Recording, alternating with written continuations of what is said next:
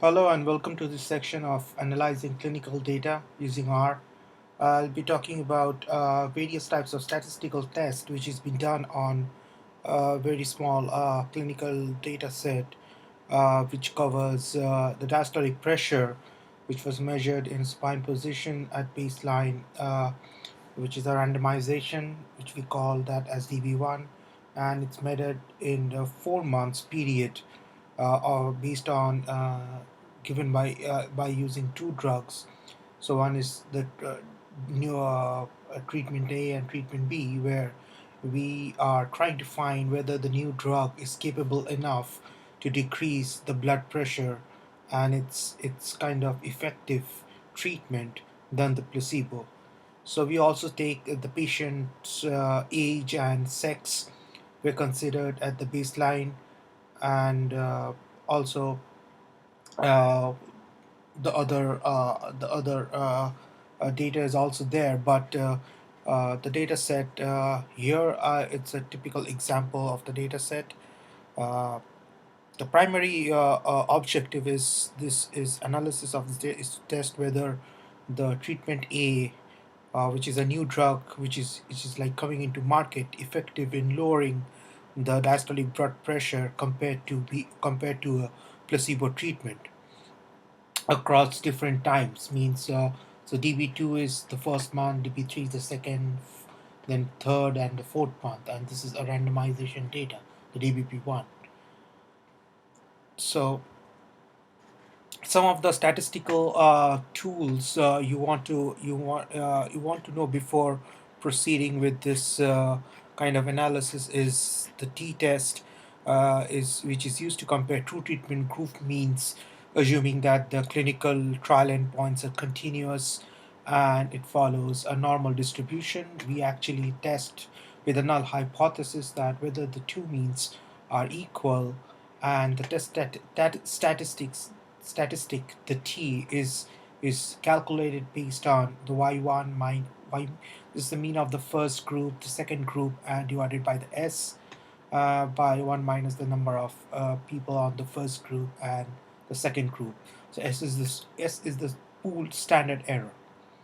So under the null hypothesis, the T statistic has a student's tree distribution with n1 plus n2 minus 2 degrees of freedom, and this formula, like mod t is less than, should be, so this is the null hypothesis is rejected if it does not follow this thing. So it means the alternative hypothesis is true.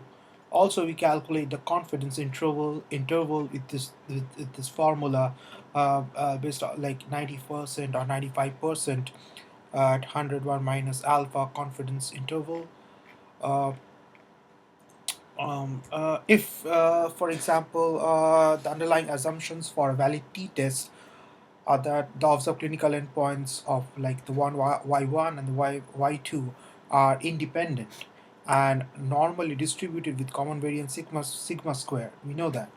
But if these assumptions are violated, then what we do, there are some remedies. How we do that, we take unequal variances, which we do the Welch test. Then we do the non-normal data. That's the Mann-Whitney-Wilcoxon test. Uh, the Welch test is the same. So we take, rather than taking the pool variance S, we actually divide it by the variances of each of the groups, and with v degrees of freedom, and this is how we calculate the degrees of freedom. But actually, the t-test is usually quite robust against departures from normality. But if for the extreme conditions, what we do, like, we use the Mann-Whitney-Wilcoxon test, which is also known as the Wilcoxon rank sum test, or the Wilcoxon Mann-Whitney test. This is kind of a non-parametric test for assessing whether the two independent samples of observations come from the same distribution. If one of the most widely used non-parametric, it's one of the most widely used non-parametric test. Also, there is another one. We also do the bootstrap sampling, When any of these methods assumptions underlying the validity does not hold, so the bootstrap comes with the alternative way. Though it actually we actually iteratively resample the data with replacement, calculating the value of the statistic for each sample we obtain, and generating the resampling distribution. There's also a R function in the Bootstrap. We need to install this library Bootstrap package, and there is a function to calculate using this Bootstrap package. So for the Wilcoxon test is Wilcox, and the Wells test is T.test, where we make the variances as false. The one way analysis of variance is done for comparison involving more than two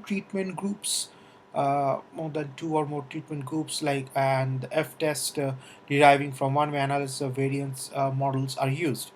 The fundamental idea of ANOVA is to partition the overall variance in the clinical response into a component reflecting the variation among the treatment groups, which we call the factors, and the variation within the treatment groups, which we call as the residuals. So now, after this test, if the null hypothesis is rejected, so that it does indicate there's insufficient evidence to conclude that treatment group means differ. But if the null hypothesis is uh, uh, rejected, sorry, the first, if it is fails to rejected, so then we say the group means it's differ. But if it is rejected, the next step is to go into depth, like at the levels of multiple comparison between the groups.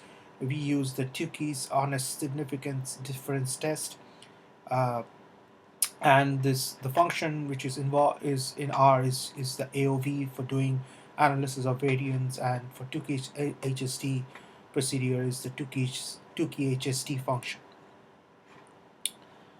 Uh, so let's start off with the analysis of our data which we have. Uh, the first, we read the data. It's which already the codes are given here in the Git, or you can use the slide codes. The first is the DBB one is the randomized data set of the two. So we have two treatment A and B, and we are predicting whether the drug A is capable enough in lowering the blood pressure in a 4 month period. So first to see whether there is a significant differences between the data. Uh, what we obtain, is there any significant differences whether the placebo data or the new drug treatment data differs, how much. So for that, what we do, we take the first one, randomized data, with the last data what we obtained, that's the DBB5. We make a difference and create a new column at diff, and then we make a blocks plot of the two differences. So from the blocks plot, we make some preliminary observations. Firstly, the data appears symmetric from both the boxes, implying that there are no obvious outliers. Secondly, the new drug treatment A seems to be more effective than the placebo treatment B. And since on average the diastolic blood pressure decrease for drug A is about 15 millimeter of Hg, as compared to decrease in 5, which you can see for treatment B, for placebo. This difference needs to be for now. This, you can see there is some significant difference. Now this significant difference need to be statistically significant. We need to do more tests on that. So at first, what we need to do, we just go with the Ttest. So from the output, once we take the differences and use T.test, we do the variance equal. We assume there is equal variances, which is two sample Ttest, and from the output, we know that the T statistic is like 12 point kind of 13, with like 38 degrees of freedom, which gives a p-value of 1.169, indicating that the difference is like minus 10. It's almost like this difference between the two treatment groups in terms decreases and is kind of strongly significant. Now, we might want to question whether the assumption of equal variance is true or not. We we want to do a Welch test and just don't take this equal variance. We want to take unequal variances, and we test whether whether they are significant or not. So so after computing the using the Welch test, this suggests that the assumption of equal variance is not really violated. So for this data set, so we may statistically test the null hypothesis of equal variances using an F-test. Next, so first we do a equal variance test, then we do unequal variance test. So both are kind of showing that whether there is no such statistical significance. There is no such differences. So, but we can do more tests on this. We So that's why the F test. Now that once we this is the way you do the F test is the var.test. We give this difference from with the treatment. And the F-test, this suggests that the assumption of equal variance is not really violated for this data. So the value of the test statistic F is 1.5 with degrees of freedom 19 and 19, which gives a p-value of 0.38. This means that there is insufficient evidence to reject the null hypothesis of equal variances, even though the observed variance ratio is 1.5. And also you can see the confidence interval is between zero point 0.5 and 3.79. Now, if the assumptions of normality and equal variances are violated, we will use a non-parametric version of the t-test. So that's why we can use the Wilcoxon rank sum test. So don't think like since I have this kind of data and I'm just testing this data with various kinds of we are using different kinds of tests. So for your data you can use various kinds of tests based on what you need.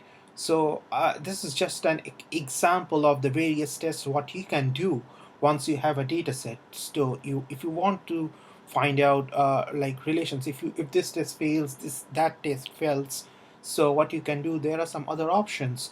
So that's why I'm just showing you, since till now that the F test is enough for us to conclude that there is the variances are kind of okay. You might want to stop here, but still I'll just want to show you how the other tests are done. So uh, the Wilcoxon ranks test is done this way, and you can just see the Wilcoxon rank test. Now, since B is a placebo, the one-sided t-test may be more appropriate to test the treatment effect. This shows that the t-statistic is 12.15 with degrees of freedom 36.5, which gives a p-value of 1.074 10 to the minus 14, indicating again that the decline in the diastolic blood pressure in treatment of A is statistically significant greater than in placebo. The 95% one-sided confidence interval is like infinity to minus infinity to 8.96, which again leads to the conclusion that A and B are statistically different. So it means that there is a significant evidence that A is the new drug is more effective. Uh, so now come to bootstrapping. So if you want to do bootstrap is a resampling procedure which I have discussed previously. It is extensively used in statistics. In this what we do, we repeatedly draw samples with replacement from the data, compute the statistic of interest, and generate the sampling distribution of the statistic. The bootstrapping is easily programmed, can be done, but I'll use a package, the bootstrap package, to test the significance of the difference in the diastolic blood pressure treatment group means. The boot mean will have like the 1000 values representing the diastolic blood pressure mean difference between the treatment groups A and B. So this is how you compute it. You have to write a function minDiff, which is this function, and you just pass this function to this bootstrap, and this is the dimension. The 40 value number of boots is 1000 and minDiff. So this value, the Pn, gets into this, and it for each 40 it computes 1000 values and computes the boot mean. And you can access the values using the theta star variable. Uh, now, here is the histogram which is drawn based on the quantiles which is calculated. Uh, the solid vertical line in the middle is the 50% quantile, which is equal to minus 10.4, corresponding to the mean difference between the treatment group A and B. The two dashed vertical lines are both on the sides are 95% confidence limits. That's around 11.79 and 8.73. And because this 95% bootstrap confidence does not cover zero, we conclude that the mean difference between the treatment groups A and B is statistically significant. So till now we have seen this kind of methods to measure whether this two group treatment A is kind of okay, whether it can reduce. Till now it's kind of it's showing that okay, yeah, it's A can reduce the blood pressure to a significant amount compared to the placebo. Next we come to the another method which we call the one-way ANOVA for time changes. Treatment in the period in the diastolic trial was 4 months, as we have said. To see the mean changes, the following we extract the means by treatment group using the R function aggregate as follows. So this is the mean for treatment A and B, DBP1, DBP2, and all the other months. And this illustrates that the mean DBP changes from the baseline for the new drug A are greater than that of placebo, which you can see that's it's clearly.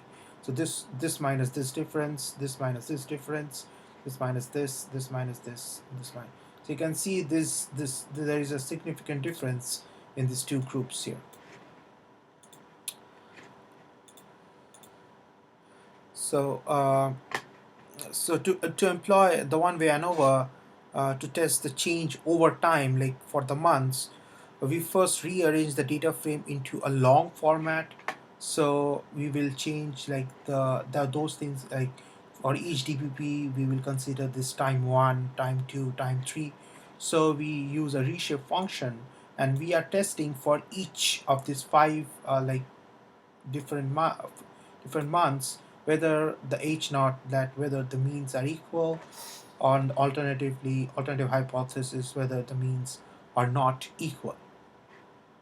So we use the reshape function to convert into a long format, then we change the name, we just make a factor of the variable, and this is the top 6 results what you are seeing here. And then use the AOV function to compute the statistical tests. Um,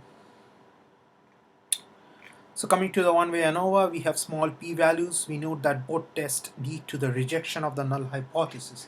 They are bolded here.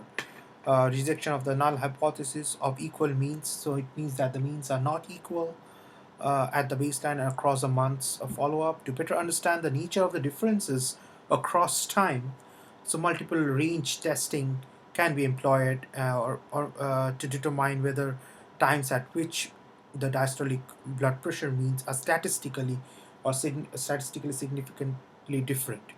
We call the R function that TQHSD for this purpose. Uh, the TQHSD is shown here for multiple comparisons of means. So this is for time 2 versus time 1. This is time 3 versus 1, 4 versus 1, 3 and 2. So 5 and 2, 4 and 3, 5 and 4. So here you can see from from the time aspect for the test A, all are kind of um, uh, uh, like all are statistically significant for the test A.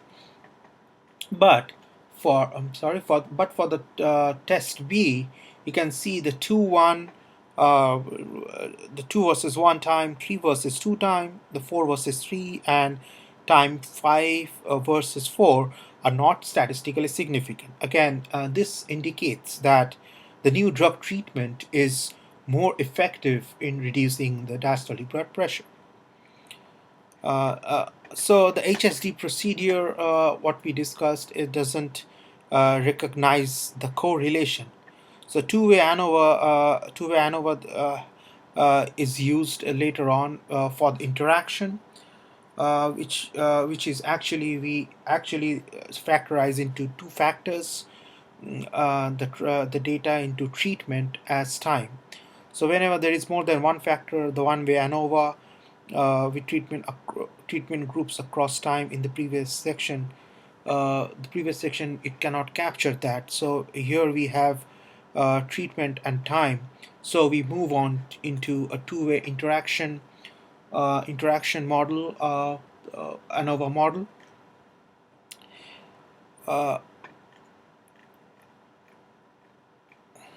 So from the plots, the it can be made using this way. Like if you consider TR, if you give DBP, diastolic blood pressure against treatment and time, this is how you make a two-factor model. And then after that, you summarize it and then plot the interactions of this again against time and against this thing.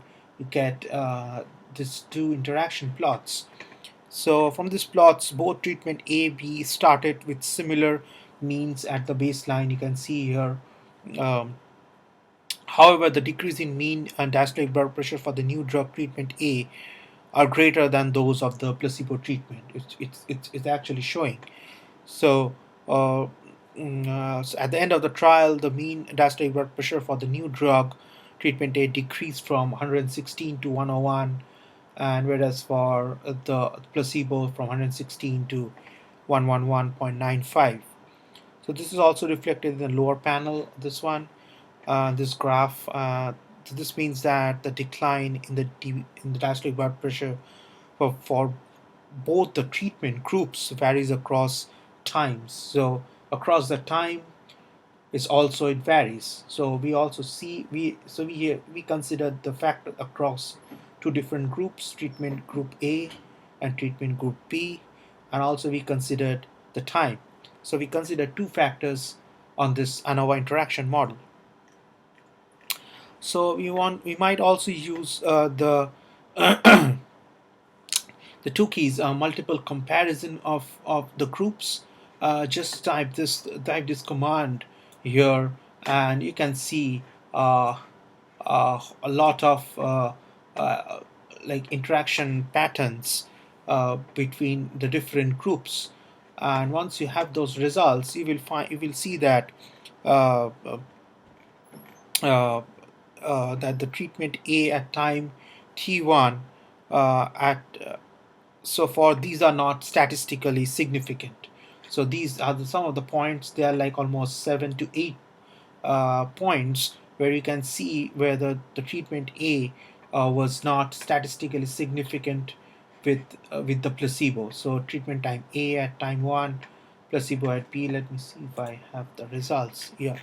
So here you can see uh,